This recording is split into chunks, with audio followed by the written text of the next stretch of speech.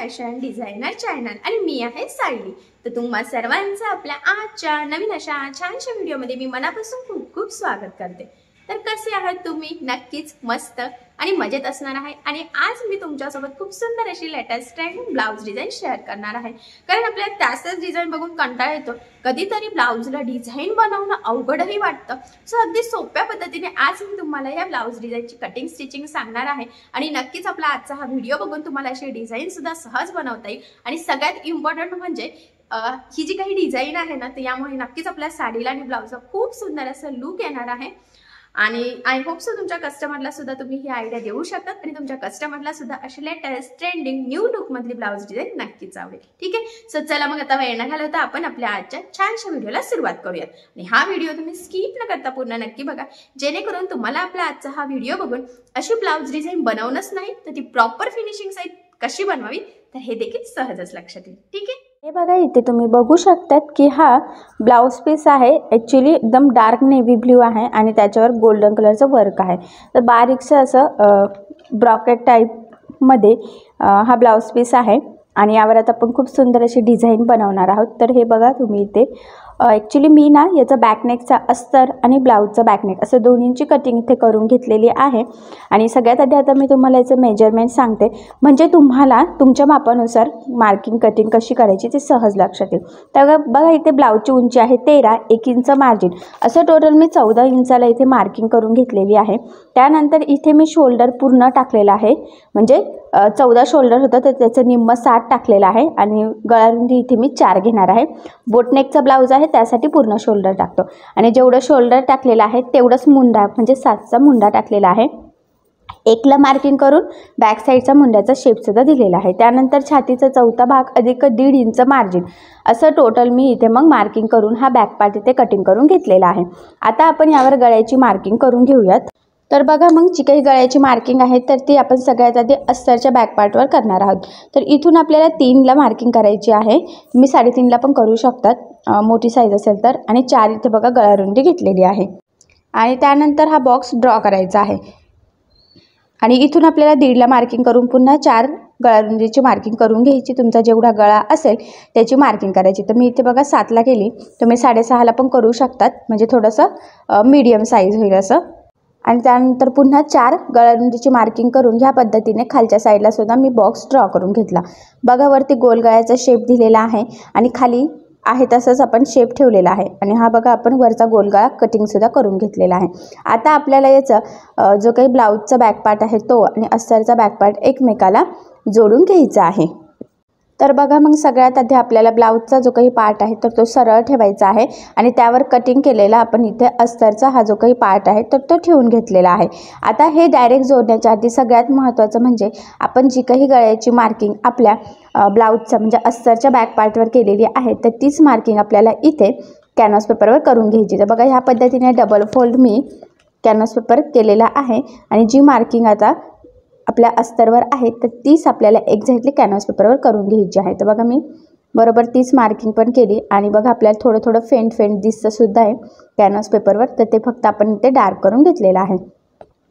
तर बघा आता कॅनव्हास पेपर कडेकडेने साधारणतः आपल्याला 1 इंचाचं मार्जिन ठेवून कटिंग करायचं आहे।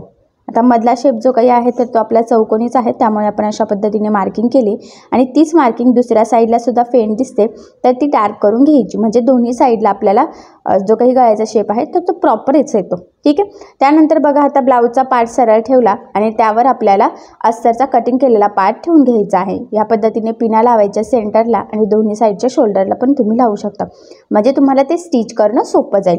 त्याचबरोबर आता आपल्याला सगळ्यात आधी गळ्याच्या साईडला साधारणतः इथे 1/2 इंचाचं मार्जिन ठेवून टीप मारून घ्यायची आहे। आता टीप मारताना कुठेही काहीही गोळा होणार नाही याची सुद्धा तुम्ही जरा काळजी घ्यायची आहे। त्याचबरोबर गळ्याच्या साईडला टीप मारून झाल्यानंतर लगेचच आपल्याला इथे कमरेच्या साईडला साधारणतः अर्धा इंचाचं मार्जिन ठेवून टीप मारून घ्यायची। यामुळे काय होतं की गळा आणि कमरेचा पार्ट दोन्हीही आपल्या सोबतच रेडी होतो आणि इथे आपल्याला कमरपट्टी लावण्याची गरजसुद्धा पडत नाही। त्यानंतर बघा गळ्याच्या मधलं जे काही एक्स्ट्राचं होतं म्हणजे ब्लाऊजचा कपडा तर तो कटिंग करायचा आणि कमरेच्या साईडचं सुद्धा कटिंग करून घ्यायचं आहे। एवढं कटिंग झाल्यानंतर आता आपल्याला या गळ्याला छोटे छोटे कट्स मारायचे आहेत, त्यामुळे काय होतं गळ्याचा शेप प्रॉपर येतो। आणि बघा ह्या पद्धतीने आपल्याला हा ब्लाऊजचा पार्ट सरळ करून घ्यायचा आहे। आणि सगळ्यात आधी बघा आता इथे आपल्याला गळ्याच्या साईडला दाबटीप देऊन घ्यायची आहे। तर इथे बघा दाबटीप देताना काळजी घ्यायची आहे की जो काही अस्तरचा कपडा आहे तर तो वरती दिसणार नाही, जेणेकरून आपली गळा छान असा परफेक्ट फिनिशिंग सहित रेडी होईल। तर बघा एकदम छान परफेक्ट अशी फिनिशिंग आली। त्यानंतर लगेचच आता कमरेच्या साईडला सुद्धा आपल्याला इथे दाबटीप देऊन घ्यायची आहे आणि इथे सुद्धा दाबटीप देताना अस्तरचा कपडा वरती दिसणार नाही याची आपण काळजी घ्यायची आहे। तर बघा इथे तुमच्या लक्षात येईलच की गळा आणि कमरेचा पार्ट दोन्ही सोबतच फिनिशिंग सहित रेडी होते, त्यामुळे इथे आपल्याला गळापट्टी आणि कमरपट्टी लावण्याची गरज नाही। ते ही एकदम सोपी पद्धत आहे आणि फिनिशिंगसाठी परफेक्ट सुद्धा। त्यानंतर ह्या पद्धतीने अस्तर आणि ब्लाऊजचा कपडा आपल्याला जेवढं शक्य आहे तेवढं कमीत कमी मार्जिन ठेवत इथे जोडून घ्यायचं आहे, कारण तुम्हाला सगळ्यांना माहीत आहे अस्तरची आपण परफेक्ट कटिंग करतो आणि ब्लाऊज पीसचा कपडा आपण थोडासा एक्स्ट्रा कट करत असतो, कारण की आपल्याला शिवताना सोपं जावं त्यासाठी। आणि बघा ह्या पद्धतीने जोडून झाल्यानंतर जो काही एक्स्ट्राचा आपला ब्लाऊजचा कपडा आहे तर तो कटिंग करून आपल्याला परफेक्ट मापाचा बॅक पार्ट इथे रेडी करायचा आहे। तर कटिंग करताना मुंड्याचा शेप वगैरे चेंज होणार नाही किंवा आपला मेन अस्तरचा कपडा एक्स्ट्राचा कट वगैरे होणार नाही याची जरा काळजी घ्यायची। परफेक्ट मापाचा इथे बॅक पार्ट रेडी झाला। त्यानंतर सेंटरला बघा बरोबर मार्किंग करून ह्या पद्धतीने सेंटरची मार्किंग केली। त्यानंतर आता हा जो काही कॅनव्हास पेपर आहे तर त्याला आपल्याला अस्तर लावायचं आहे। तर त्याच्या मापाचं बघा मी इथे अस्तर कटिंग करून घेते आणि हे अस्तर आपल्याला आधी जॉईन करावं लागणार आहे। तर बघा ह्या पद्धतीने एक सरळ टीप मारून घ्यायची आणि त्यानंतर पुन्हा हे सरळ करून त्यावर एक दाबटीप द्यायची, म्हणजे कुठे जॉईंट आहे ते लक्षात येत नाही आणि फिनिशिंग प्रॉपर येते। हे जोडून झाल्यानंतर यावर ह्या पद्धतीने कॅनव्हास पेपर ठेवायचा आणि सगळ्यात आधी कडेला एक टीप मारून घ्यायची आहे बघा ह्या पद्धतीने। आणि टीप मारताना मध्ये झोळ वगैरे राहणार नाही याची काळजी घ्यायची, म्हणजे आपली गळ्याची फिनिशिंग व्यवस्थित येईल। तर बघा ही टीप मारून झाल्यानंतर कडेचं थोडंसं कट करून घ्यायचं आहे, पण थोडंसं फोल्डिंग पुरतं आपल्याला ठेवायचं सुद्धा आहे, इथे लक्षात राहू द्या। आणि ह्या पद्धतीने बघा फोल्ड करत आता आपल्याला इथे टीप मारून घ्यायची आहे, हे बघा। तर व्यवस्थित प्रॉपर टीप मारायची आहे आणि कॅनव्हास पेपर बरोबर आपला अस्तरमध्ये पॅक होईल याची सुद्धा आपण जरा काळजी घ्यायची आहे। तर बघा सिंपल चौकोनी गळा आहे, त्यामुळे काही याला जास्त कानेकोपरे नाही आहे। बऱ्याचदा कानेकोपरे असले किंवा गोलाकार असला की हे फोल्डिंग करणं पण अवघड जातं, ठीक आहे। त्यानंतर बघा आता याचं सुद्धा सेंटरला मार्किंग केली। आता बघा याची मार्किंग बॅक पार्टची आणि गळ्याची मार्किंग एकमेकाला बरोबर ह्या पद्धतीने मॅच करून सगळ्यात आधी मध्यभागी एक टीप मारायची, म्हणजे दोन्ही साईडला आपला गळ्याचा शेप बरोबर अर्धा अर्धा परफेक्ट येतो, एका साईडला जास्त वगैरे होत नाही। त्यानंतर जी मार्किंग आहे एक्झॅक्टली त्यावरच इथे आपल्याला टीप मारून घ्यायची आहे। टीप मारताना टीप तिरकी वगैरे जाणार नाही याची काळजी घ्यायची, बरोबर जी मार्किंग आहे त्यावर टीप गेली की याचा अर्थ मग काय आपला गळ्याचा शेप परफेक्ट येईल, ठीक आहे। आता ही टीप मारून झाल्यानंतर हे बघा या पद्धतीने फोल्ड करून एक छोटा कट मारायचा आणि त्यानंतर साधारणतः 1/2 इंचाचं एवढं मार्जिन ठेवत आपल्याला बाकीचं एक्स्ट्राचं अस्तर कॅनव्हास पेपर वगैरे ब्लाऊजचा पार्ट सगळा कट करून घ्यायचा। आणि बघा ह्या कोपऱ्याला आपल्याला 4 इथे कट्स मारायचे आहे आणि त्यानंतर ह्या पद्धतीने आपल्याला इथे कॅनव्हास पेपर आतमध्ये फोल्ड करायचा आहे बघा।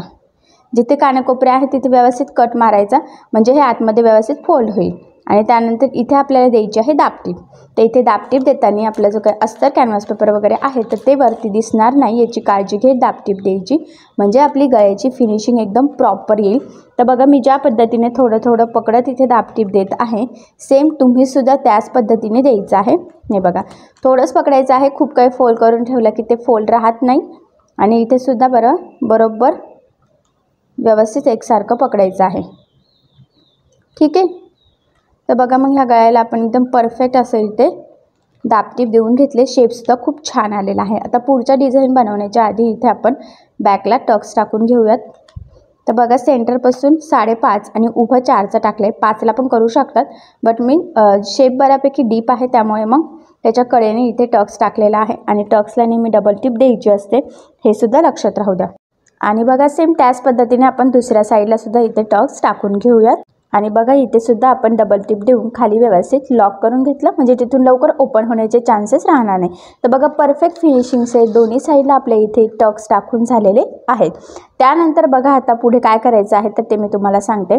तर बघा गळ्याच्याच मधला हा जो काही कपडा होता तर तो काढून घेतला आणि त्याचे छोटे छोटे आपल्याला इथे तुकडे करायचे आहे एकसारख्या साईजचे। आणि आता आपण हे एकमेकाला जोडून एक सरळ अशी पट्टी इथे तयार करून घेऊयात।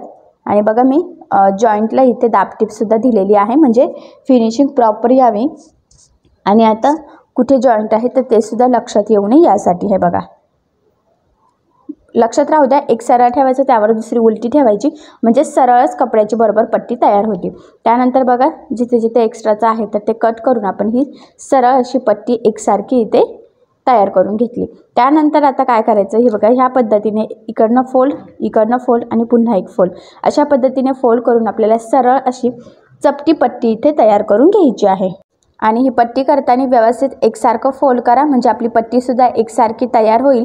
आणि पट्टी जर प्रॉपर तयार झाली तर आपली डिझाईनसुद्धा छान परफेक्ट फिनिशिंगसहित रेडी होईल. जर का पट्टी कमी जास्त झाली तर डिझाईन व्यवस्थित दिसणार नाही, त्यामुळे जरासं काळजीपूर्वक व्यवस्थित ही पट्टी तयार करून घ्यायची. हे बघा, ठीक आहे. आता बघा ही जी काही पट्टी आहे तर ती आपल्याला इथे कुठपर्यंत पुरते, बरोबर एकसारखे पुरते बघा. तर 2 तुकडे आपण इथे करून घेऊयात आणि ती पट्टी आपल्याला ह्या पद्धतीने इथे क्रॉसमध्ये लावून घ्यायची आहे. तर इथे ॲक्च्युली डबल टिप देऊन व्यवस्थित लॉक करूयात, म्हणजे तिथून लवकर ओपन होण्याचे चान्सेस राहणार नाही. बघा तीच बरोबर इकडच्या साईडला टाईट पकडायची आहे, लूज वगैरे सोडू नका. आणि पुन्हा ह्या पद्धतीने ती व्यवस्थित डबल टिप देऊन लॉक करून घेतलेली आहे. सेम त्याच पद्धतीने बघा दुसरी पण आपल्याला लावून घ्यायची आहे व्यवस्थित, त्यावरच अशी क्रॉस अशी. आणि बघा मग इकडून सुद्धा आपण व्यवस्थित डबल टिप देऊन घेऊयात. पुन्हा सांगते, दुसऱ्या साईडने लावताना ती व्यवस्थित टाईट करायची आहे बघा, लूज वगैरे सोडू नका, ठीक आहे. हे बघा, तर हे व्यवस्थित आता आपण क्रॉसमध्ये ह्या 2 पट्ट्या इथे लावून घेतलेल्या आहे आणि व्यवस्थित चारी बाजूने सुद्धा इथे टीप मारून घेतलेली आहे. आणि बघा त्यानंतर मी ही थोडीशी न्यू स्टाईलची लेस घेतलेली आहे आणि ती आता आपल्याला ह्या गळ्याला लावून घ्यायची आहे. तुम्ही तुमच्या आवडीनुसार कुठलीही लेस इथे यूज करू शकतात, कारण की बाजारामध्ये खूप न्यू स्टाईलच्या, खूप व्हरायटीच्या, खूप कलर कॉम्बिनेशनच्या लेस असतात. तुमच्या साडीला एखादी मॅच होणारी कॉन्ट्रास्ट लेस वगैरे तुम्ही तुमच्या आवडीनुसार यूज करू शकतात. किंवा गोल्डनमध्ये सुद्धा खूप साऱ्या व्हरायटीज असतात आणि गोल्डन कलर तर कशावर सुद्धा सहजच मॅच होतो. त्यामुळे मग तुम्ही तुमच्या आवडीनुसार किंवा तुमच्या कस्टमरच्या आवडीनुसार इथे कुठली पण लेस इझिली यूज करू शकतात. फक्त बघा चौकोनी जिथे आपला कानाकोपरा आहे तिथे व्यवस्थित लेस फोल्ड करायची. बऱ्याचदा काय होतं की गळा वगैरे व्यवस्थित येतो, पण आपण जर का लेस व्यवस्थित लावली नाही तर गळ्याचा शेप पुन्हा बिघडतो, लूक जातं, फिनिशिंग हवी तशी दिसत नाही. त्यामुळे लेस लावताना सुद्धा थोडीशी काळजी घ्यायची आहे. आणि इथे सुद्धा बघा मी शेवटीसुद्धा व्यवस्थित फोल्ड करून घेतलं. आणि आता ह्या लेसला आपण डबल टिप देऊन घेऊयात. शक्यतो कुठली पण लेस असो डबल टिप देत चालायची आहे, म्हणजे काय होतं ती लेस व्यवस्थित पॅक होते, तरंगत वगैरे नाही आणि मग आपल्या गळ्याचे ब्लाऊजचं लूकसुद्धा छानच येतं. तर बघा मग तुमची लेस जाड किंवा बारीक असो, शक्यतो आठवणीने डबल टिप देत चालायची आहे. तर बघा मग गळ्याला छान अशी लेस लावून झालेली आहे, म्हणजे मधला जो काही शेप आहे त्याला. तर वरचा गोल गळ्याला बाकी आहे, तर बघा तुम्ही ही सुद्धा लावू शकतात किंवा तुम्हाला जर वेगळी लावायची असेल तरीसुद्धा लावू शकतात. तर मी इथे बघा गोल्डनमधली लेस घेतलेली आहे वेगळी, कारण की मधल्या शेपला थोडी वेगळी लावली की ॲक्च्युली बोटनेक ब्लाऊजला अजून सुंदर असं लूक येतं. सो तुम्हीसुद्धा ट्राय करू शकतात की वरचा जो काही आपला गोल गळा असतो त्याला वेगळी लावत चालायची आणि मधला जो काही आपला मेन शेप असतो बोटनेकमध्ये तर तेच महत्त्वाचं आहे ना, तर त्याला वेगळी लेस लावली की अजून छान असं लूक येतं ब्लाऊज डिझाईनला. सो तुम्हीसुद्धा असं नक्की ट्राय करू शकता. तर इथेसुद्धा बघा मी लेसला डबल टिप देऊन घेतलेली आहे. आता सेम तीच लेस इथे कमरेच्या साईडला सुद्धा तुम्ही लावू शकतात. नाही लावलं तरी चालेल, बट लावलं तर ब्लाऊजला अजून छान असं लूक येईल. सो मग मी बघा वरच्या गळ्याला आणि खाली कमरेच्या साईडला सेमच लेस लावून घेतली आणि मधला जो काही आपला शेप होता तर तिथे थोडीशी वेगळी लेस लावलेली आहे. सो तुम्हीसुद्धा असं नक्की ट्राय करा, छान असं तुमच्या डिझाईनला ब्लाऊजला नक्कीच लूक येईल. आणि इथेसुद्धा बघा मी डबल टिप देऊन घेतलेली आहे. तर बघा मग जिथे लेस लावायची होती तर तिथे आपण आता लावून घेतलेली आहे. त्यानंतर आता काय करायचं तर ते मी तुम्हाला सांगते. ॲक्च्युली आपल्याला इथे सेंटरला आपण एखादा पॅच, फूल वगैरे काही पण रेडी करून लावू शकतो. तर बघा मग इथे आपण बो लावणार आहोत. तर तुम्ही बघितलं डिशच्या साहाय्याने मी अस्तरच्या कपड्याचं इथे बरोबर परफेक्ट असा गोल कट करून घेतलेला आहे. आणि आता ब्लाऊजचा कपडा असाच अंदाजे कट केला आणि तो सरळ ठेवायचा. त्यावर आपण कटिंग केलेला जो काही गोल पार्ट आहे अस्तरचा तो ठेवायचा आणि सगळ्या साईडला आपल्याला साधारणतः 1/2 इंचाचं मार्जिन ठेवून इथे टीप मारून घ्यायची आहे. तर व्यवस्थित एकसारखी टीप येण्याची काळजी घ्यायची. आणि थोडंसं मी इथे ओपन ठेवलेलं आहे बघा, म्हणजे ते सरळ करण्यासाठी. आणि जे काही एक्स्ट्राचं आपलं ब्लाऊजचं फॅब्रिक आहे तर ते इथे कटिंग करून घ्यायचं. याला छोटे छोटे कट्स मारायचे, कारण हे गोलाकार आहे, व्यवस्थित गोलाकार फोल्ड होणं गरजेचं आहे. कट्स मारताना मेन ह्याला कट लागणार नाही याची सुद्धा काळजी घ्यायची. आणि जिथून थोडंसं ओपन ठेवलं होतं तिथून आपल्याला हे बाहेर काढून व्यवस्थित एकसारखं सरळ करून घ्यायचं आहे. हे बघा. आणि आता इथे द्यायची आहे आपल्याला दाबटीप. तर दाबटीप देताना व्यवस्थित काळजी घ्यायची की अस्तरचा कपडा वरती दिसणार नाही, जेणेकरून आपला जो काही बो तयार करणार आहोत तो छान परफेक्ट फिनिशिंग सहित रेडी व्हावा यासाठी. त्याचबरोबर व्यवस्थित गोलाकार शेप येईल याचीसुद्धा थोडीशी आपण काळजी घ्यायची आहे. तर बघा मग ह्या पद्धतीने पूर्ण आपण इथे दाबटीप देऊन घेतलेली आहे. आता त्यानंतर काय करायचं बघा, याला आपण कडेला एक लेस लावून घेऊयात. तर मी इथे गोल्डन कलरची लेस घेतलेली आहे. ॲक्च्युली जी आपण वरच्या गोल गळ्याला आणि खाली कमरेच्या साईडला लावली तीच लेस इथे लावूयात, म्हणजे ते छान असं परफेक्ट मॅच होईल. व्यवस्थित कडेने लावायचं आहे, कारण की खूप कडेने लावताना कदाचित आपली लेस सटकण्याचे चान्सेस असतात. सो तसं होऊ नये त्यासाठी व्यवस्थित काळजीपूर्वक इथे आपल्याला ही लेस लावून घ्यायची आहे. शेवटी बघा इथे जिथून स्टार्ट केलं होतं तिथपर्यंत बनणं पण इथे कट करून ते व्यवस्थित फोल्ड करून घ्यायचं आहे आणि इथे आपल्याला डबल टिप देऊन घ्यायची आहे. हे बघा ह्या पद्धतीने, म्हणजे ती व्यवस्थित पॅक होईल, वरती तरंगणार वगैरे नाही. तर बघा हे परफेक्ट असा आपला सर्कल इथे तयार झालेला आहे. आता आपल्याला काय करायचं बघा, याचा आपल्याला आता इथे बो तयार करून घ्यायचा आहे. तर आपण इथे सुई धाग्यानेच हा बो जो आहे तर तो रेडी करणार आहोत. तर 4 पदरी आपल्याला इथे दोरा होऊन घ्यायचा आहे. मॅचिंगच दोरा घेते बघा मी इथे. 4 पदरी दोऱ्याने घेतल्याने काय होतं की ते आपलं व्यवस्थित पॅक होतं. आपल्याला खूप सारे टाके टाकावं लागत नाही. 1-2 टाके टाकले तरीसुद्धा व्यवस्थित ते पॅक होतं. तुम्हाला वाटत असेल तर तुम्ही डायरेक्ट मशीनवर सुद्धा तिथे टीप मारू शकतात, बट काही गरज नाही आहे. तिथे खूप जाड असतं, टीप व्यवस्थित येत नाही. त्यामुळे मग सुई धाग्याने आपल्याला प्रॉपर व्यवस्थित असं तिथे ते लावता पण येतं आणि मग आपला बोसुद्धा छान असा तयार होतो. तर बघा ह्या पद्धतीने सेंटरला मार्किंग करायची आणि बरोबर ह्या पद्धतीने बघा प्लेट्स टाकत इथे आपण हे ह्या पद्धतीने करून घेतलेलं आहे बघा. ठीक आहे. आणि इथे आता आपण सुई धाग्याने व्यवस्थित पॅक करून घेऊयात. हे बघा या पद्धतीने नीट लक्ष द्या मी कसं केलेलं आहे. सेम तुम्ही सुद्धा तसंच करायचं बघा. छान असा परफेक्ट असा आणि थोडा छान वेगळ्या शेपमध्ये आपला बो इथे रेडी झाला. आता तो लगेचच बघा इथे आपण बरोबर लावून घेणार आहोत. तर ते सुद्धा सुई धाग्यानेच लावायचं. हे काय आपल्याला मशीननी प्रॉपर तेवढं लावता आलं नसतं. तर 2-4 टाके टाकून व्यवस्थित पॅक करायचं आणि मी गाठण टाकून एक्स्ट्राचा दोरा इथे बघा कटिंग करून घेतलेला आहे. ठीक आहे. त्यानंतर आता इथे सेंटरला बघा आपण बटन वगैरे काही पण लावू शकतो. बटन लावल्याने अजून आपल्या ह्या बॅक नेकला ह्या डिझाईनला अजूनच सुंदर असं लुक येईल. तर बघा मी इथे गोल्डन कलरचं बटन ठेवलेलं आहे. तुम्हाला वाटत असेल तर तुम्ही खाली इथे लटकन पण लावू शकतात, बट काही गरज नाही. तर फायनली आपला बघा चौकोनी गळ्यामध्ये बो आणि ही पट्ट्या यूज करून आपण खूप सुंदर न्यू लेटेस्ट ट्रेंडिंग आणि थोड्या वेगळ्या शेपमध्ये वेगळ्या लुकमध्ये ही ब्लाऊज डिझाईन तयार करून घेतलेली आहे. तर खरंच या डिझाईनमुळे आपल्या ब्लाऊजला आणि साडीला खरंच खूप म्हणजे खूप सुंदर असं लुक येणार आहे. तर चौकोनी गळ्यामध्ये सुद्धा बोटनेकमध्ये म्हणजे ॲक्च्युली बोटनेकमध्ये चौकोनी गळ्यात एवढी सुंदर डिझाईन होऊ शकते. सो तुम्ही सुद्धा नक्की ट्राय करून बघा. मी तुम्हाला ह्या डिझाईनची कटिंग आणि स्टिचिंग दोन्ही पण अतिशय सावकाश स्टेप बाय स्टेप आणि खूप काही महत्त्वाच्या टिप्स आणि ट्रिक्स आहेत सांगितलेलं आहे, जेणेकरून हा व्हिडिओ बघून अशी छानशी नवीन स्टाईलची डिझाईन तुम्हाला सुद्धा सहज बनवता यावी.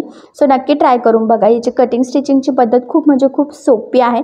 बाय चान्स जरी तुम्ही कोणी नवीन शिकत असाल तरीसुद्धा हा व्हिडिओ बघून तुम्हाला अशी डिझाईन सहजच बनवता येईल. ठीक आहे. तर नक्की ट्राय करून बघा आणि जर काही प्रॉब्लेम येत असेल तर मला कमेंट करून नक्कीच कळवा. मी तुमच्या प्रश्नाची उत्तरं देण्याचा नक्कीच प्रयत्न करेन.